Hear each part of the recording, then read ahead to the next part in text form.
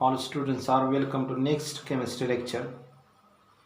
Dear students, today we are here going to discuss the next point from modern periodic table.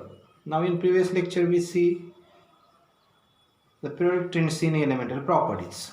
The main point is periodic trends in elemental properties and subpoints are effective nuclear charge and screening effect, also periodic trends in physical property, periodic trends in chemical properties. आपण याच्यामध्ये periodic trends in elemental properties हा part जो आहे हा भाग आपण पाठीमागील तासाचा अभ्यासलेला आहे. याच्यामध्ये simply particularly the elemental properties shows similarity in groups and shows gradual variation across a period, and these variations in properties of different elements they are explained on the basis of the quantum mechanical model of atom.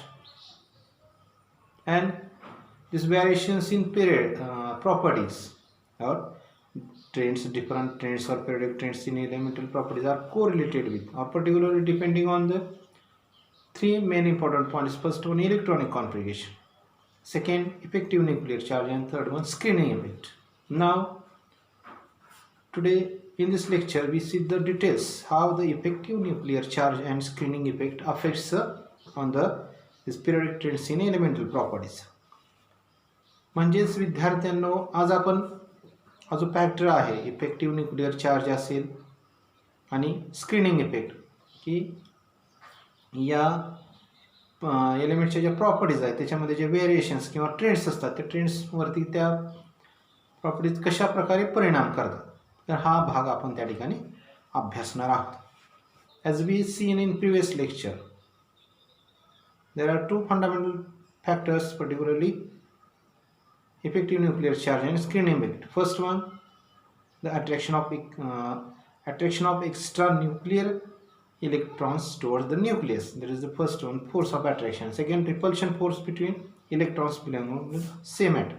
This is the first effective nuclear charge and second one screening effect. So details याचे जे details आहेत ते details आपण त्या ठिकाणी अभ्यासणार आहोत. So see carefully.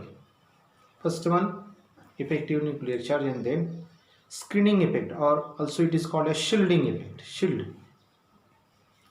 Now we suppose a multi-electron atom, the positively charged nucleus attracts the negatively charged electrons around it, and there is a mutual repulsion amongst the negatively charged extranuclear electrons.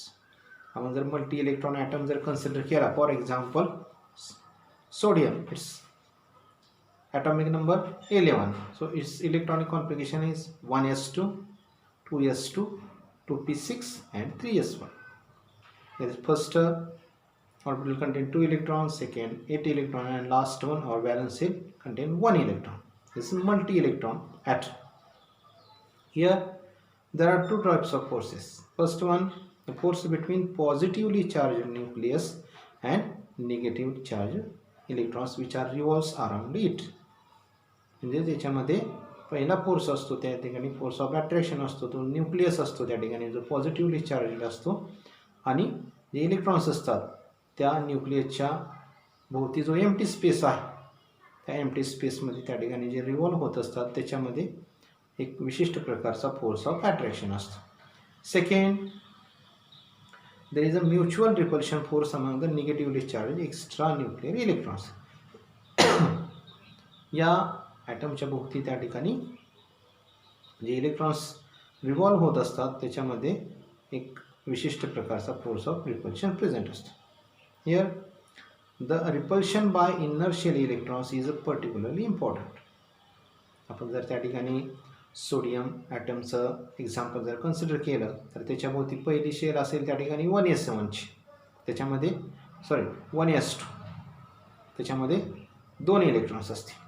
त्याच्यानंतर second main shell असेल n=2, that is capital L, आणि त्याच्यामध्ये 2 subshells असतील.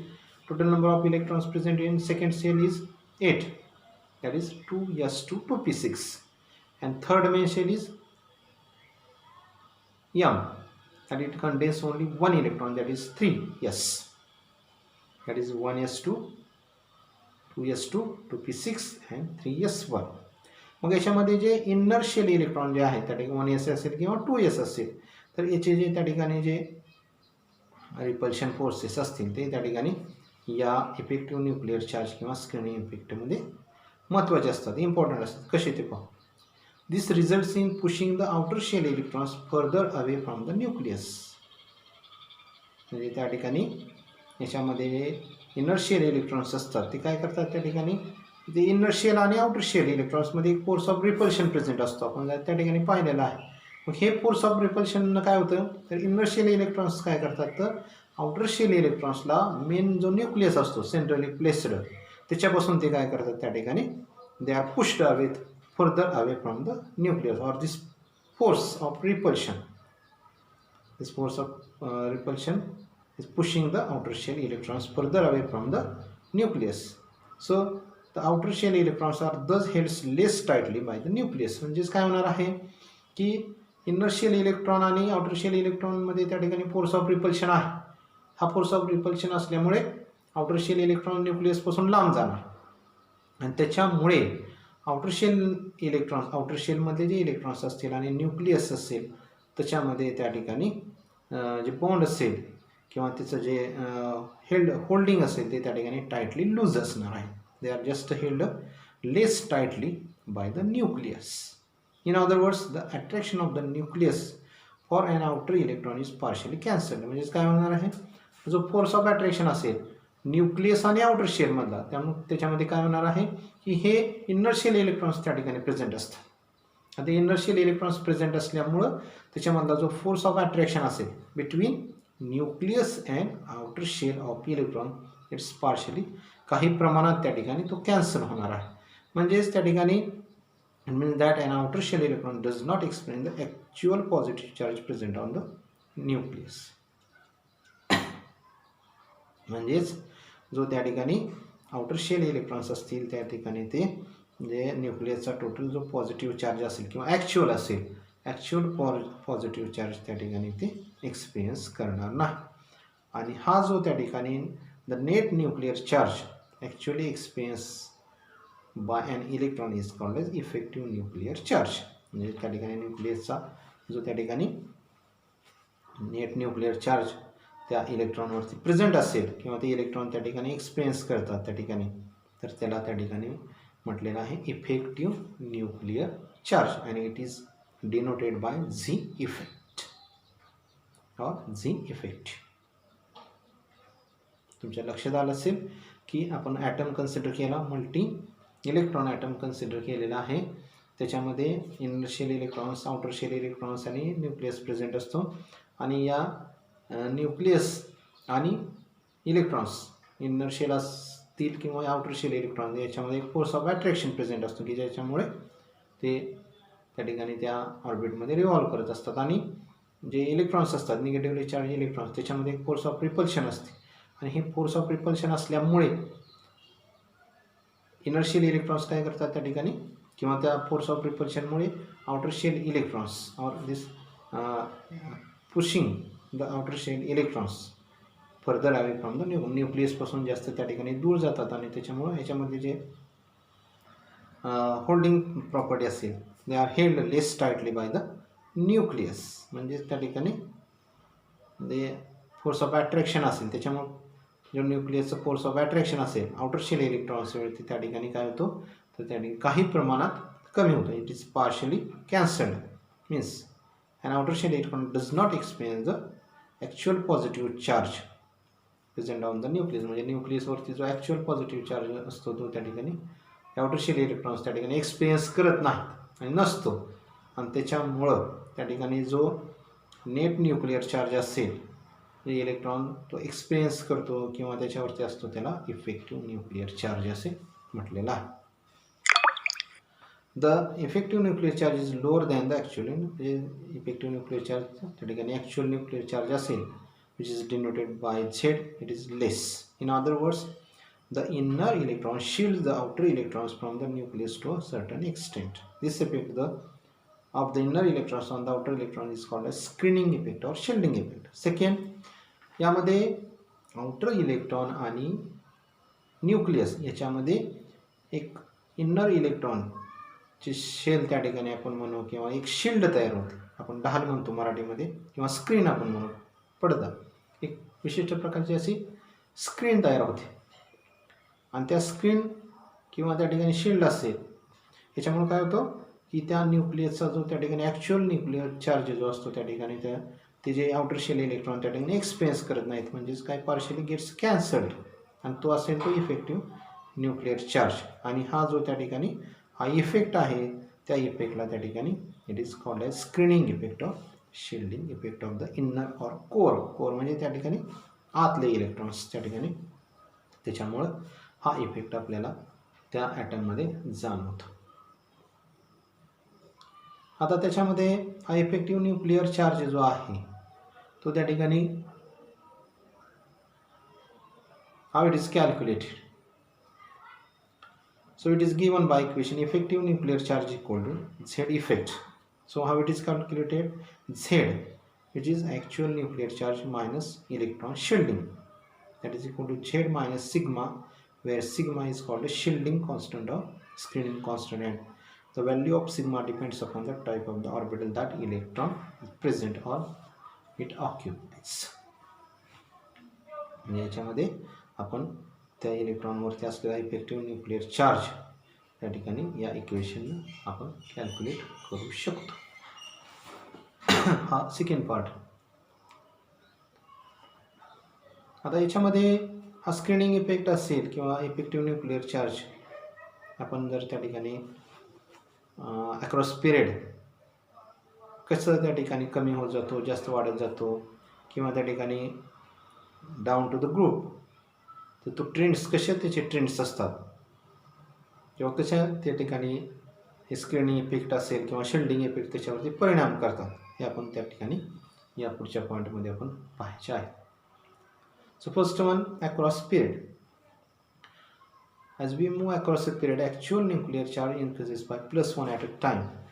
The valence shell remains the same and the newly added electron gets accommodated in the same shell. So what it says, आपण जर त्या ठिकाणी across period जर गेलो, for example period number 3 consider करा. त्याच्यामध्ये first one sodium, second magnesium, next aluminium, silicon, phosphorus, sulphur, chlorine आणि argon. Sodium 3s1 with atomic number 11, magnesium 12 3s2, aluminum 13 2p1 3s2 2p1, next one 3s2 3p2 etcetera.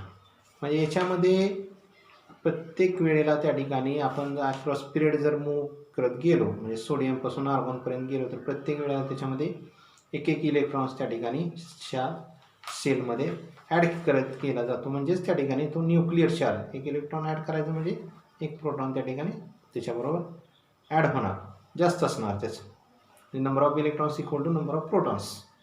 So म्हणजेच त्या ठिकाणी nuclear charge +1 त्या ठिकाणी वाढत जाणार आहे. परंतु इथं जर आपण ऑब्झर्व केलं तर त्या ठिकाणी जे व्हॅलन्स सेल असेल, लास्ट सेल त्या ठिकाणी सेमच असते, बदलत नाही. पाहिलं जर त्या ठिकाणी see or observed sodium, its electronic configuration of valence shell is 3s, magnesium 3s, aluminum 3s, silicon, phosphorus etc. 3s, and next electron enters into from aluminum to argon 3, it is 2p, 3p, 3s2 3p1, 3s2 3p2, 3p3, 3p4, 3p6. म्हणजे main energy level जे आहे त्या ठिकाणी 3च राहते, energy equal to 3. याच्यामध्ये त्यातली energy level त्या ठिकाणी किंवा सेल सेमच असते, आणि त्या सेलमध्ये पुढचा इलेक्ट्रॉन त्या ठिकाणी ॲड होत जातो. So there is no addition of electrons to the core. म्हणजे आतल्या नवीन शेलमध्ये त्या ठिकाणी किंवा नवीन शेल त्या ठिकाणी ॲड केले जात नाही, आणि नवीन इलेक्ट्रॉन कोर शेलमध्ये ॲड केला जात नाही. म्हणजेच the shielding due to core electrons remains the same. म्हणून त्या ठिकाणी खालील जे इलेक्ट्रॉन्स असतील कोर एलिमेंटमधले, तर त्या ठिकाणी ते सेमच राहतात. The shielding due to core electrons remains the same though the actual nuclear charge increase. फक्त त्या ठिकाणी काय होतं राहणार की न्यूक्लियर चार्ज वाढत जाणार आहे, कारण प्रत्येक वेळेला एक इलेक्ट्रॉन्स त्या ठिकाणी त्या शेलमध्ये वाढत जाणार आहे. शेल त्या ठिकाणी इन्क्रीज होत नाही याच्यामध्ये. आणि फक्त न्यूक्लिअर चार्ज, म्हणजेच इथं net result on increase the effective nuclear charge Z effect goes on increasing. म्हणजेच या ठिकाणी इफेक्टिव्ह न्यूक्लिअर चार्ज म्हणजेच काय आपण पाहिलेलं आहे त्या ठिकाणी the net nuclear charge actually expand by the electron, म्हणजे त्या मेन शेलमध्ये असणाऱ्या इलेक्ट्रॉन्सवरती जो त्या ठिकाणी न्यूक्लियसचा जो चार्ज असेल तो काय होत जाणार आहे, त्या ठिकाणी वाढत जाणार आहे. म्हणजेच अक्रॉस पिरियड जर आपण गेलो तर त्या ठिकाणी effective nuclear charge Z effect goes on increasing across a period. So this is the first one, across the period. Now we see second one. How about changes takes place down the group? On the other hand, the Z effective decreases down the group as we move towards from our below the group from top to bottom.